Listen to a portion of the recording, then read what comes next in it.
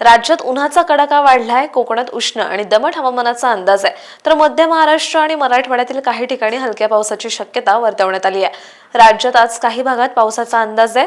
मध्य महाराष्ट्रातील धुळे, नाशिक, कोल्हापूर, सांगली, सोलापूर जिल्ह्यात काही ठिकाणी ढगाळ हवामानासह हलक्या पावसाची शक्यता व्यक्त करण्यात आली आहे। विदर्भ, मराठवाडा आणि कोकणात मात्र उन्हाचा कडाका वाढलाय। अनेक भागात तापमानात वाढ दिसून आली आहे। उद्या मध्य महाराष्ट्रातील कोल्हापूर, सातारा, सांगली आणि सोलापूर तसंच मराठवाड्यातील लातूर, धाराशिव जिल्ह्यात हलक्या पावसाचा अंदाज आहे, तर कोकणातील ठाणे, मुंबई, रायगड आणि रत्नागिरी जिल्ह्यात काही ठिकाणी उष्ण दमट हवामानाचा अंदाज देण्यात आलाय। शनिवारी कोकणातील सिंधुदुर्ग, पालघर, ठाणे, मुंबई, रायगड आणि रत्नागिरी जिल्ह्यात उष्ण आणि दमट हवामानाचा अंदाज देण्यात आलाय।